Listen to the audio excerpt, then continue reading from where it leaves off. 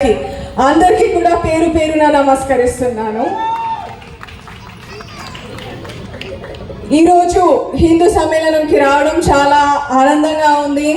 ఇంకా మీ అందరినీ చూస్తుంటే చెప్పేది ఒకటే, అదేంటంటే చరిత్రాత్మకమైన నా ఊహల మేడకు ఈరోజు హిందూ సమ్మేళనంకి రావడం ఒక మణిదీపం లాంటిది. అభినవ దేవత భారత్ మాత నా ప్రాణము, మీ అందరి ఆశలకు ఆమె ప్రతిరూపం అని నేను భావిస్తున్నాను. మరి అదేవిధంగా మన దేశం మనల్ని ఎదగడానికి అవకాశం ఇస్తుంది, ప్రతిభను నిరూపించుకోవడానికి అవకాశం ఇస్తుంది. మరియు ఆస్తి అంతస్తులు కావాలనుకున్న వారికి ఇది ఒక వేదిక ద్వారం లాంటిది. కావున మీరందరూ కూడా ఎల్లప్పుడూ ఈ హిందూ సమ్మేళనాన్ని ఎల్లప్పుడూ మర్చిపోవద్దు అనేసి నేను మీ అందరితో కోరుకుంటున్నాను. మరి సముద్రంలో చెలరేగే అలలు ఎన్నో, కానీ సముద్ర తీరానికి చేరేవే కొన్ని. అదేవిధంగా జీవితంలో పరిచయం ఎందరో, కానీ జీవితాంతం తోడు ఉండే మన హిందూ మిత్రుల స్నేహం ఒకటే అనేసి నేను బల్లగుద్ది చెప్పగలను. కావున ఈరోజు మనకు ఈ వాతావరణాన్ని కలిగించిన హిందూ సమ్మేళనం వారికి మరియు ఆర్గనైజర్స్కి నేను అభినందనలు తెలుపుతున్నాను. ఒక్కసారి గట్టిగా చప్పట్లు కొట్టాలి, ఇంత బాగా ఆర్గనైజ్ చేస్తున్నారు ఇక్కడ ఈ ఈవెంట్ని. మరి హిందూ సమ్మేళనం యొక్క ముఖ్య ఉద్దేశం సంస్కారాలు, ఐక్యత, సమయానికి సంభాషణ, కుటుంబ ఏకత్వం మరియు భారతీయ జీవన విలువలను పాటించడం. దీని గురించి అర్థం చేసుకోవడానికి, ఈ పంచ పరివర్తన అర్థం చేసుకోవడానికి మనం హిందూ సమ్మేళనం చేసుకుంటున్నాము. సో అదే నేను ఈరోజు మీ అందరితో డిస్కస్ చేయడం జరుగుతుంది. సో నేను చెప్పేది ఏంటంటే, మొదటిది, బయట వారి దగ్గర మంచితనం పొందడం తప్పు కాదు, కానీ ఇంట్లో వారిని విలువ ఇవ్వకుండా చూడడం తప్పు. ఎందుకంటే కష్టకాలంలో మనకు ఆర్థిక సమస్యలు, సామాజిక సమస్యలు మరియు ఆరోగ్య సమస్యలు వచ్చినప్పుడు మనకు బలమైన ఆధారంగా మన కుటుంబం వాళ్ళే ఉంటారు. కావున మన కుటుంబానికి మొదటి ప్రాధాన్యత ఇవ్వాలి అనేసి నేను కోరుకుంటున్నాను. ఎందుకంటే మీరు చూడండి, డబ్బు సంపాదించడం ఎవరికైనా సాధ్యం, కానీ కుటుంబాన్ని సంపాదించుకోవడం అదృష్టవంతులకే సాధ్యము. మరి మనం చూస్తే ఒత్తిడి లేని జీవితం లేదు, కష్టం లేని విజయం లేదు, నష్టం లేని వ్యాపారం లేదు, ఇష్టం లేని ప్రయాణం లేదు, సమస్యలు లేని ఏ మనిషి లేడు. వీటన్నిటిని జయిస్తేనే జీవితం అని అంటారు, కానీ వీటన్నిటికీ కూడా మార్గదర్శనం చూపించేది కుటుంబ పాలన. కావున మనందరం కూడా కుటుంబ విలువలను కాపాడుకోవాలి అనేసి నేను మీ అందరితో కోరుకుంటున్నాను. అందరు కూడా ఇది ఒకవేళ యాక్సెప్ట్ చేస్తే గట్టిగా చప్పట్లు కొట్టాలి. మీ దగ్గర నుంచి కూడా నాకు రెస్పాన్స్ కావాలి. ఇంకా అదేవిధంగా చాలామంది అడుగుతారు, ఇందాక మీరు ఏవీలో కూడా చూశారు, అంటే ఇంత చిన్న వయస్సులో నేను ఎడ్యుకేషనే కానీ, స్పోర్ట్సే కానీ, మ్యూజికే కానీ ఇదంతా ఎలా చేశాను అనేసి మీ అందరికీ ఒక ప్రశ్న ఉంటుంది. సో నేను మా అమ్మ వడిగా భావించాను. మా అమ్మ నేర్పించింది ఒకటే, ఇష్టం లేని చదువు కష్టం, చదువు లేని బ్రతుకు నష్టం. అందుకే మా అమ్మ పలుకులను నా రెక్కలుగా మార్చుకున్నాను. అందుకే పాకిస్తాన్ మరియు ఇరాన్ లాంటి దేశంలో మన తిరంగాని రెపరెపలాడించాను అనేసి నేను చెప్పగలను. మరి నా చాలా స్పీచెస్లో అయినా కానీ చాలాసార్లు కూడా నేను చెప్పాను, అదేంటంటే నా పిహెచ్డిలో నేను చేసిన topic role of micro finance in women empowerment అన్నమాట. సో ఉమెన్ ఎంపవర్మెంట్ అనేది ఇంటి నుంచే స్టార్ట్ అవుతుంది. కాబట్టి నా యొక్క పర్సనల్ వినయం మీరు చూడొచ్చు, అదేంటంటే పరాయి వాళ్ళు కొట్టే చెంపదెబ్బైనా మర్చిపోగలం, కానీ మన అనుకునే వాళ్ళు మనసు మీద కొట్టే దెబ్బ జీవితకాలం మర్చిపోలేము. అయితే నేను పుట్టినప్పుడు చాలా మంది మా అమ్మ నాన్నకు చెప్పారు, ఆడపిల్ల పుట్టింది, మీరు బంగారం కొనడం స్టార్ట్ చేయండి అనేసి. సో అప్పుడు మా అమ్మ నాన్న ఇద్దరు కూడా, మేము బంగారం అయితే కొనము, మా పాపని బంగారంలో తయారు చేస్తాము అనేసి వాళ్ళు నిర్ణయించారు. ఇది నిజమైంది. ఎప్పుడైతే నేను ఇన్ని బంగారు పథకాలు గెలిచాను, ఇంకా యావత్ భారతదేశం భారతదేశంలో ఒక గోల్డెన్ గర్ల్గా పేరు తెచ్చుకున్నాను. సో నేను చెప్పేది ఏంటంటే మన భారతదేశంలో ఆడపిల్లలు పుట్టినప్పుడు అది ఒక వరం లాంటిది. ఆ ఇంటికి ఆడపిల్ల ముత్యాల రెమ్మ కావచ్చు, మురిపాల కొమ్మ కావచ్చు, పున్నమి బొమ్మ కావచ్చు, పుత్తడి గుమ్మ కావచ్చు, కానీ ఇంటికే గుండకాయ లాంటిది. సిరి సిరి నవ్వులతో తనదైన శైలితో ఆడుతూ పాడుతూ నవ్వుతూ జింక పిల్ల పాదాలకు జంకు పెట్టే విధంగా ఇంటిని కలకలలాడిస్తూ ఇంటికి ఒక వరం లాంటిది అనేసి నేను చెప్పగలను. మరి నేను కూడా నీలాగే ఒక మామూలు కుటుంబానికి చెందిన అమ్మాయిని, కానీ మా అమ్మ స్ఫూర్తితో నాన్న ఆశీస్సులతో ఇదంతా అచీవ్ చేయడం జరిగింది. అయితే రాబోయే రోజుల్లో ప్రతి ఒక్క అమ్మాయి కూడా నైనా జైస్వాల్ కావాలి అనేసి నేను మనస్ఫూర్తిగా కోరుకుంటున్నాను.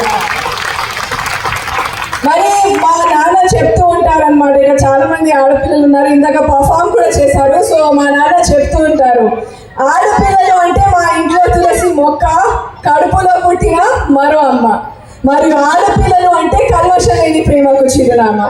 సో అందుకే చెప్తాను, అమావాస్య చీకటిలో నిన్ను చందమామని వెతికి పట్టుకోగలమేమో, కానీ ఆడబిడ్డ ప్రేమలో మచ్చని మాత్రం వెతికి పట్టుకోలేము. మహిళా శక్తి ఇంకా ఆడపిల్లలు ఇది యాక్సెప్ట్ చేస్తే ఒకసారి గట్టిగా చెప్పట్లు, గట్టిగా. మరి మనందరము ఇంకో విషయం తెలుసుకోవాల్సింది ఏంటంటే, మనం చూస్తే వ్యక్తిత్వం లేని వారి మాట, మానవత్వం లేని వారి ప్రేమ, మరియు స్థిరత్వం లేని వారి సలహాలను నమ్మితే జీవితంలో మిగిలేది విషాదమే.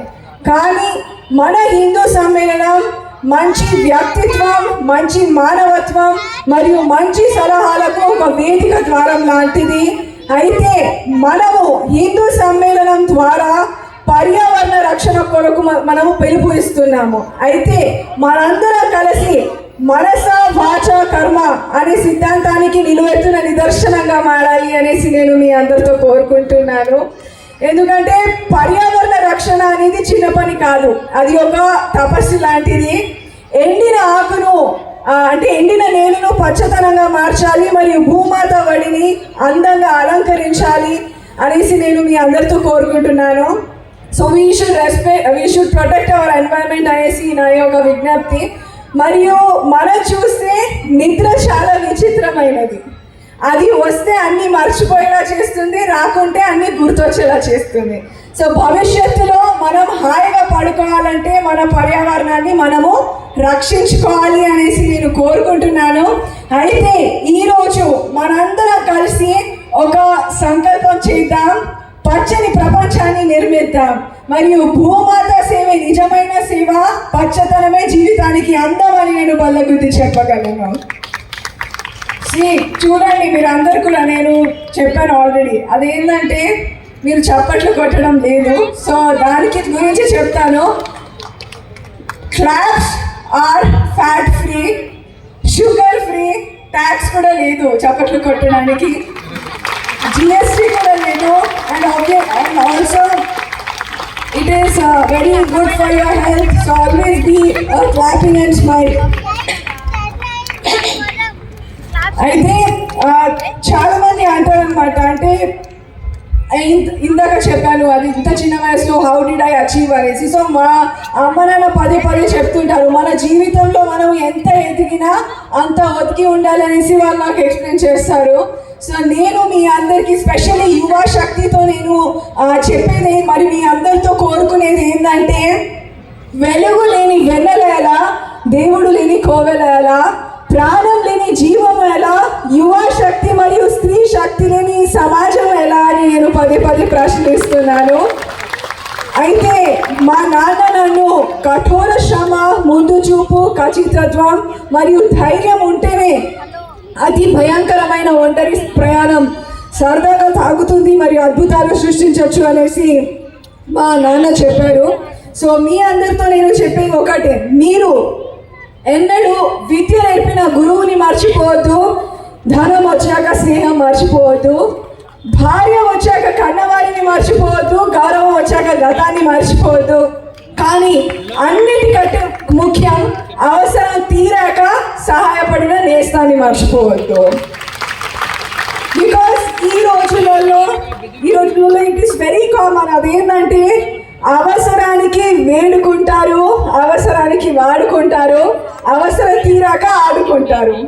ఎందుకంటే తింటున్నంతసేపు ఇస్తరాకు, తిన్నాక ఎంగిలాకు అంటారు. మీతో అవసరం ఉన్నంత వరకే మీ విలువ, దాని తర్వాత చేతులు ఎత్తేస్తారు. సో జీవితంలో ప్రతి అడుగు మీరు చాలా జాగ్రత్తగా వేయాలి అనేసి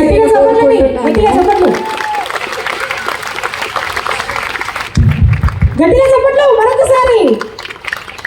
ఏంటి నాకు జీవిత సత్యాలని చెప్తున్నప్పుడు మీరు అంటే అందరూ లీనమైపోయారా? మరొకసారి గట్టిగా చెప్పట్లు.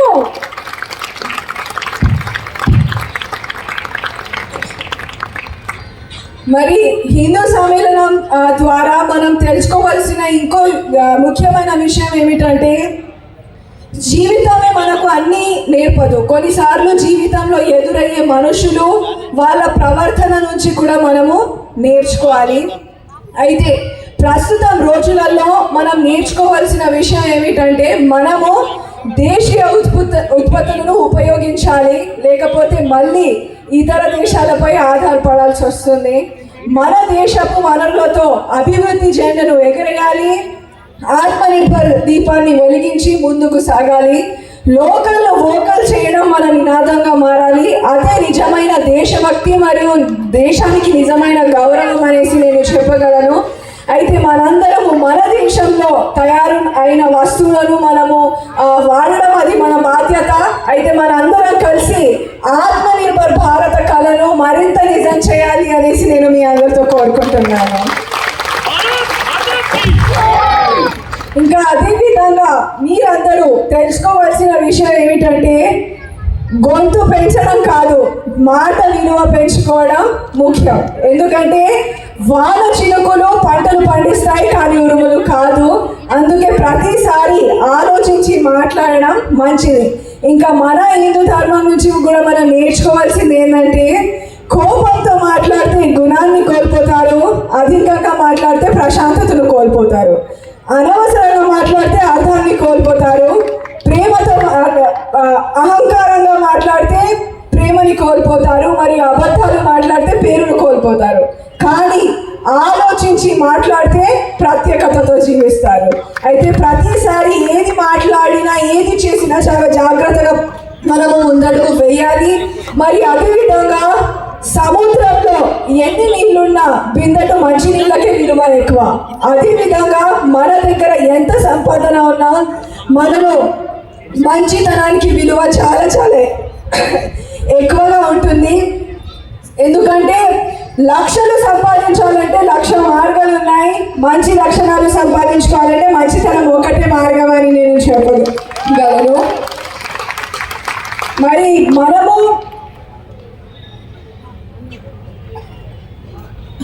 మన మైథాలజీలో చూస్తే కూడా రాముడు రాయిని ఆర్తిగా మార్చాడు, అదేవిధంగా శివుడు గంగని తలపై మోసినాడు. సో వారి స్ఫూర్తితో మన జీవితానికి బంగారు జీవితం చేసుకోవాలంటే దానికి మనమే శిల్పి. మనం తలుచుకుంటే అన్నీ సాధ్యమే. మరి మనము కష్టపడకుండా కేవలం అదృష్టం మీదే ఆధారం పడితే 100 జన్మలెత్తిన మన విజయాన్ని సాధించలేము. అయితే మనము కష్టపడి కాకుండా ఇష్టపడి చేసే పనులు దేశానికి ఉపయోగపడతాయి అనేసి నేను చెప్పగలను. మరియు మీరు ఆత్మవిశ్వాసంతో ముందడుగేస్తే ఏదైనా సాధించగలము అనే నినాదానికి మీరందరూ యువశక్తి పునాది వేయాలి అనేసి నేను కోరుకుంటున్నాను. మరి అదేవిధంగా one more important thing I would like to share with you all. అదేంటంటే మన సమాజంలో హక్కుల కన్నా ముందు కర్తవ్యాలను పాటించడం మన ప్రధాన బాధ్యత. అది మన ట్యాక్స్ పే చేయడమే కానీ, విద్యను ప్రోత్సహించడమే కానీ, ఓటు వేయడమే కానీ, ఇవన్నీ కూడా మన బాధ్యతలు.